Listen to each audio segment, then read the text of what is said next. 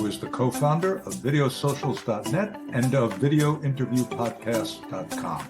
In every episode, Mark interviews business and organizational thought leaders who share their stories of how they inspire others by making a difference.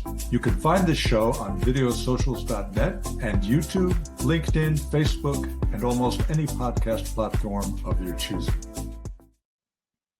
Welcome, and I am really excited today because only recently met Laura Doman, and Laura is a communication and presence expert who helps entrepreneurs, executives, and speakers command attention, build trust quickly, and convert more clients through the way they speak and show up. As a professional actor and voiceover artist, she brings performance-based approach to business communication, teaching clients how to sound natural, confident, compelling in high-stakes moments like video presentations and sales conversations. Welcome, Laura. It's wonderful to have you. Thank you, Mark. Thank you so much for having me. And I did want to, there's, I guess you could call it a tagline, but I really like the way that you presented this, and that is that your work focuses on closing the gap between what people know and how they deliver it, helping them move from overlooked to unforgettable so that their message lands, their authority is felt, and their audience takes action. I just thought that was brilliant. And so we're gonna get into that a little bit. But before we do, I like to start with what's your story, and in your case, you've made a very significant shift from the corporate world into acting and now communication strategy. So, what is your story, and what drove that reinvention, as it were, and how does it shape what you're doing now? Well, I'm a corporate turned creative, and I believe that we're more than just one thing in life. My philosophy has always been, when I am going to be lying on my deathbed, hopefully many years from now, I don't want to have any regrets about something I really wanted to do, but I've been told, no, you can't do that. You shouldn't do that. It's too much. You'll embarrass yourself, etc. So I just assumed do it, because who knows what the result's going to be. And so, yeah, I started my world in the corporate life. I mean, I was a corporate IT sales exec for IBM and Texas Instruments, and I did all the .com startups. So, very much bleeding edge of the tech world, and I loved it. I was in some development, but mostly into sales. But I had always loved performing. I mean, as a little kid, I was the one putting on plays. I was doing the theater. I was doing morning announcements in school. But I just made that subservient, because I grew up in a home where business rules. You're not going to be an actor. But at any rate, life takes you on journeys. And one of the biggest shifts happened when I had my first child. I've been 16 years in the business world, and I saw them take away my pipeline. And then that little baby looked up to me, and it was like, oh, I need you. And a switch was flipped. And I became stay-at-home mom, which I never, ever thought I would do. And I enjoyed that, but I always wanted to be able to go back and do my own thing. And this time I thought, I'm going to follow that passion. So I took that natural course of going from IT to acting, because after all, one leads to the other. When you're laughing, you don't think so. But I'm actually going to tell you that performance is a big part of sales, as well as, let's say, courtroom law. And it's something I always loved. So I just flipped the script, so to speak. And that's why later in life, I decided to study acting and improv and voiceover, got myself agents, got work, and I've been going full blast ever since. And then the whole thing comes together, because it's nice to go full circle. Because during COVID, I saw a lot of business people could not communicate on camera very well. So I bridge business with the entertainment and help people get a lot better on camera. The reason why I'm laughing is that I also have a very high level IT background, and as a consultant, working with major institutions on global infrastructure, et cetera, and I frankly got burned on some contracts, and I just in my 40s, I said, well, what do I want to be when I grow up? Because it ain't going to be IT anymore. And and now I own and operate a publishing company, and I coach and work with people every day on how to be on camera. And so it's amazing parallels. I'm a thespian from high school, but was never on stage. I was always backstage. So that is the one big difference between us. Is I never wanted to be on stage. I have no interest in actually being on stage. And so I had to overcome that shyness and that being an introvert. And so that's, there's, and we'll talk about what you do and a little bit about what we do. And I think it's a perfect synergy because we work with people who weren't necessarily on stage or even really want to be on stage, but they need to be able to communicate and they need to be able to do so naturally, technically. And guess what? You're on the digital stage now. Yes, absolutely. So, and I know that one of your sayings is that it's not a content problem, it's a delivery problem. And so let's talk about how that shows up in real business, because I couldn't agree more. Oh, well, thank you. Great segue. Yes, people are normally very conversant in what they do. They're experts. They have that authority. But however, when it comes to talking to other people, there's kind of like a freezing going on, especially if there's a camera involved or if there's a huge auditorium full of people, because we act differently. You could just hear your voice change. And all of a sudden, most people think, I've got to be professional. I've got to be perfect. I've got to do this. I've got to do that. And they stop being human and they stop being natural and they stop being engaging. And their delivery is flatlined and they become a talking head, or they look like the deer in headlights who's just being forced to say something because a gun's being held to their head. And that's a huge problem. So we got to get rid of that because the natural authority is there. It's the delivery that counts and how you connect to people one-on-one, whether you're through a camera or with a big group of people, or if we're just sitting over coffee right there in person. Doesn't matter. One of the things that I coach in our video socials meetings is that look, don't have a conversation with the camera. Yes. And in reality, you don't really want to have a conversation with an audience. You want to have a conversation with a person. So have somebody in mind, a single individual, and others that are similar to that avatar, as it were, will pick up on and feel like that you're talking to them. And it's such a aha moment amongst our members when they get to that point that, the feedback that they get from others in the group, that it felt like you were having a conversation with me. And I always tell people that's the holy grail. If the viewer, the listener, the reader can feel like you're speaking directly to them. And you can only do that though if you're talking to one person and you've got clarity about what their pain points are, what their problems are, what their concerns are, what they're worried about. So I want to take over. I'm just expanding on exactly what you said. It's not the content. It's not, not the perfect writing or the perfect script or any of that. It is you being you and being able to connect. Oh, and it's even something I can relate to, like voiceover work. With voiceover, it's only you and the microphone, pure audio. What's the number one spec?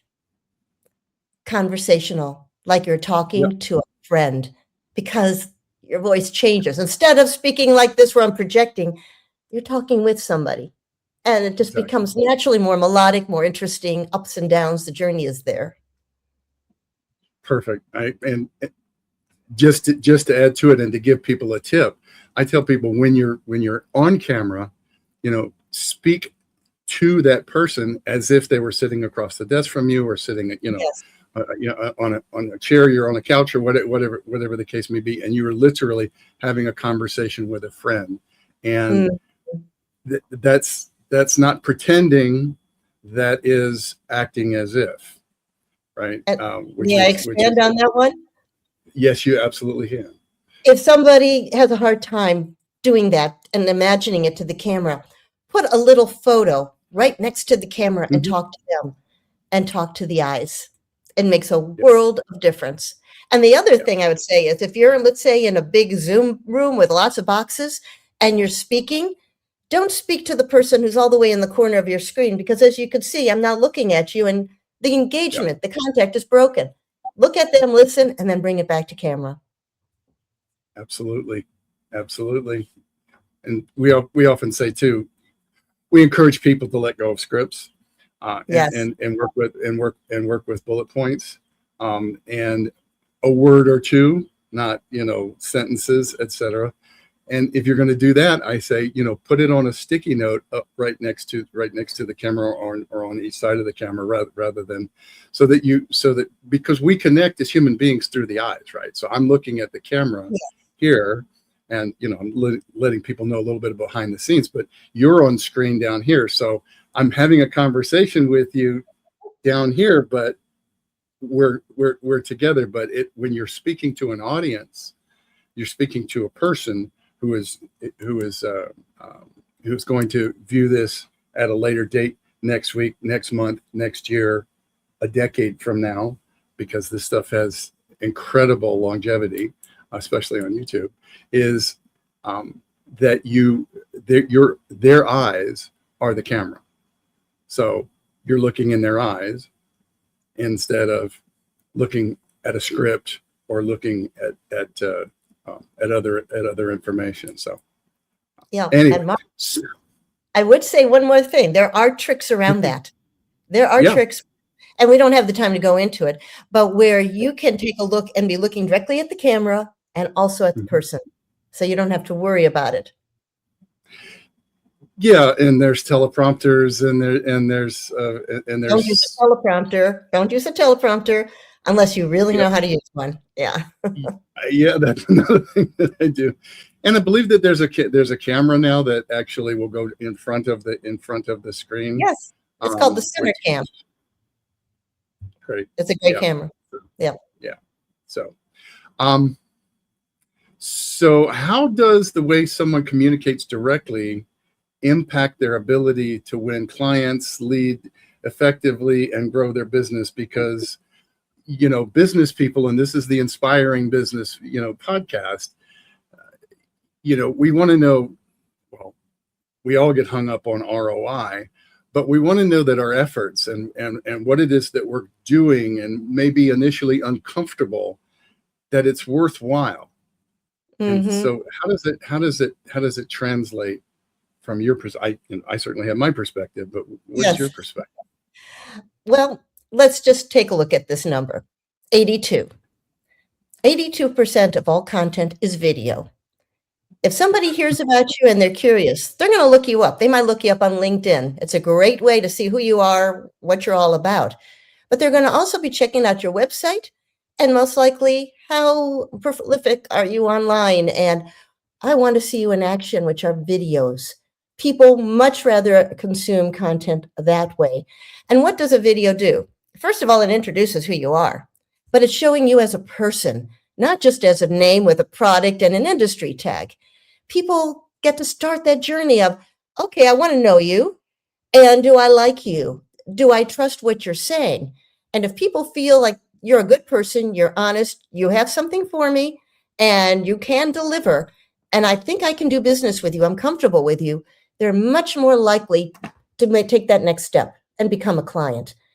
And if you don't have that, well, you might as well be invisible because you're not going to be found, especially in AI and search. It's not going to happen. But you've got to come across as a real human being who cares, because with AI slop everywhere, it is the human who comes through as a real person who knows their stuff but cares. That's the person that's going to stand out.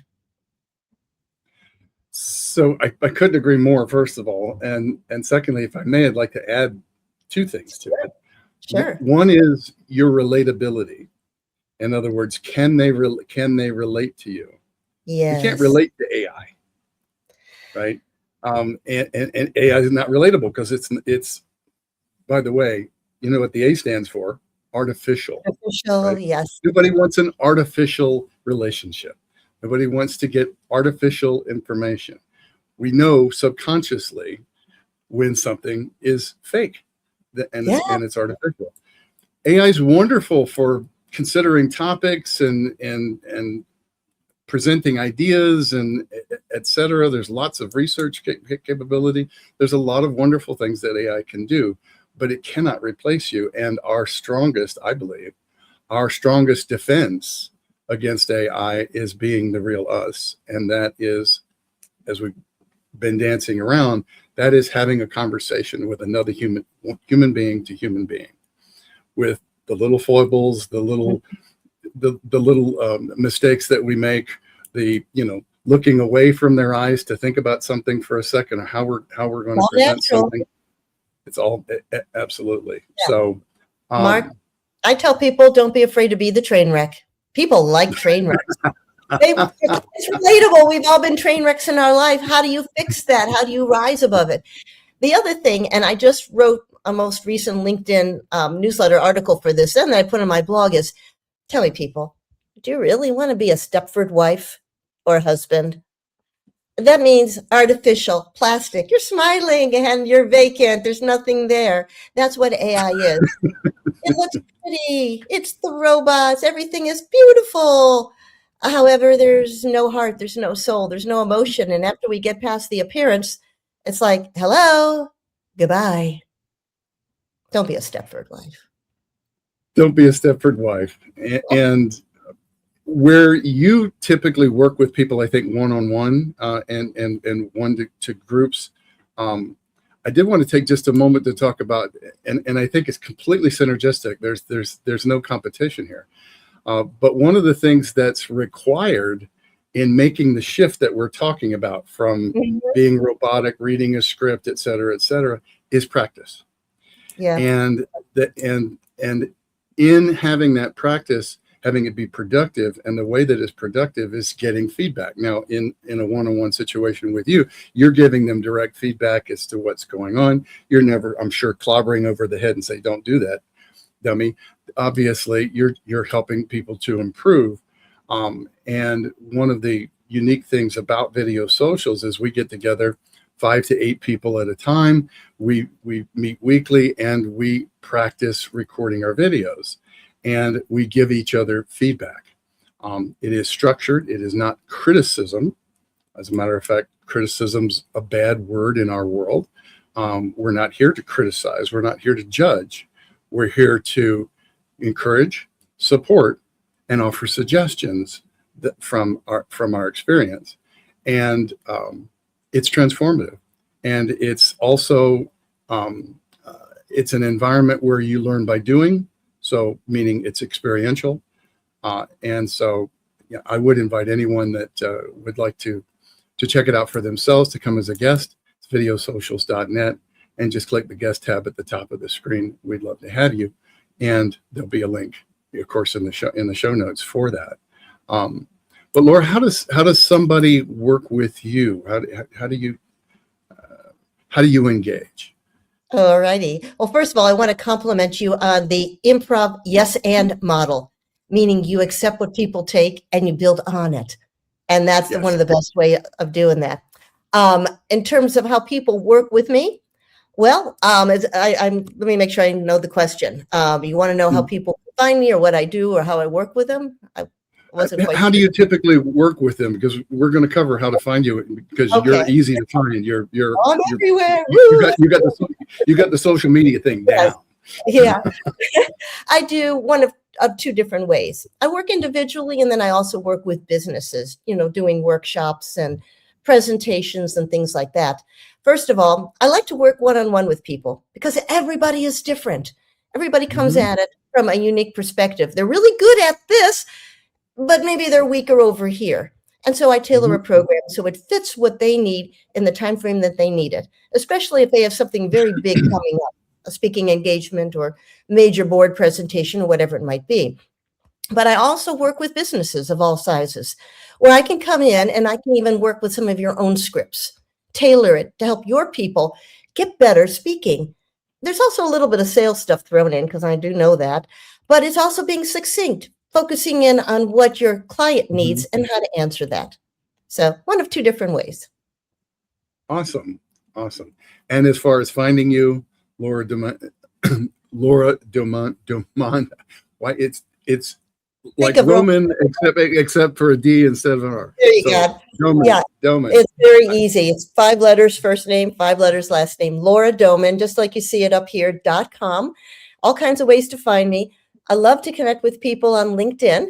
It's the same handle, Laura Doman. I also have an extensive YouTube presence at Laura Doman. Kind of see the pattern. A little different for the others, but I think it's a good place to get started.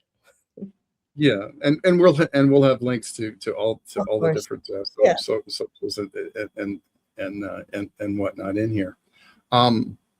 So we're working towards the end of this particular episode, and I'd love to have you back and go a little bit deeper into some other areas. But I did want to kind of bring it home. It's, what's the one takeaway, right? What if somebody is watching this and it's like, okay, well, what shift do I need to make? What mindset or skill, change do I need to make that would help others to perceive them more the way they want to be perceived? Well, one of the biggest blocks for anybody is, for women, you probably have a mean teen girl living rent-free up in your head. Guys, you might have a devil on your shoulder. But what they're doing is telling you, oh gosh, you can't do that. You look terrible. You're too old. You don't know enough. The problem is when you allow that conversation, instead of speaking with somebody on the other end of the camera, you're having like a little puppet show between yourself and your evil twin.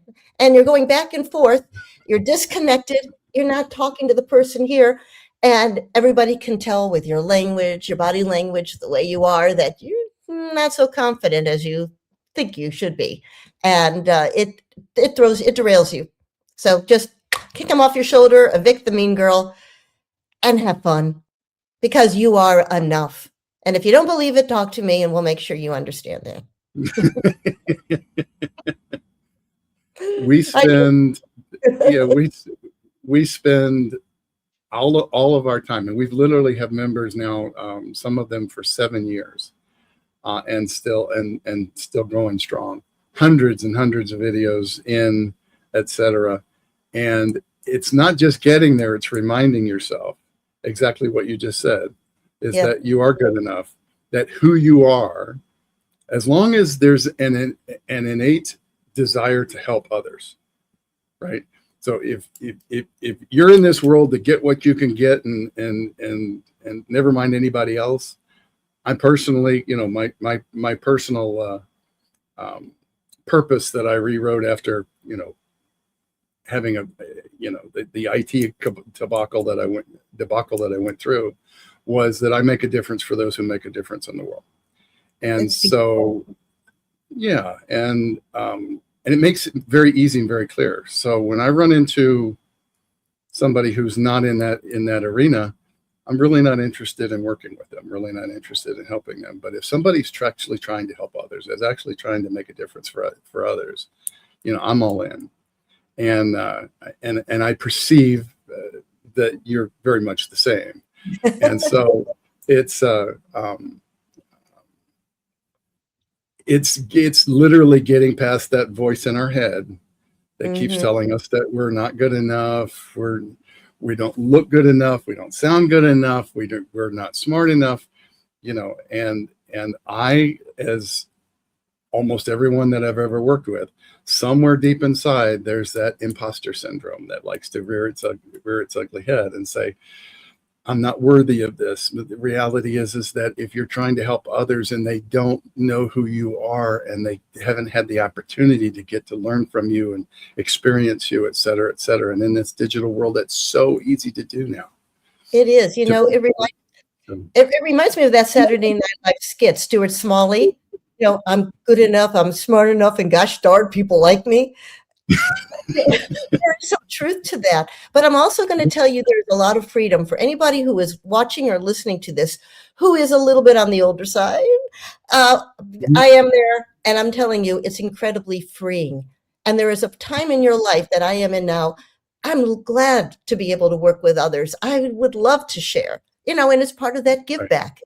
And I think that's where you're operating from too, Mark. Absolutely. Absolutely. Laura, what a pleasure. And all the best to you. I know that your energy, your spirit, and what you bring to the table is exactly what's needed right now. I look forward to seeing you at an upcoming event that I'm already registered for, that you're doing. And by the way, you do have your events on lauradoman.com. Yes. I think your next one is August, and you tease me that you're thinking about something else, but you're not ready to announce it yet.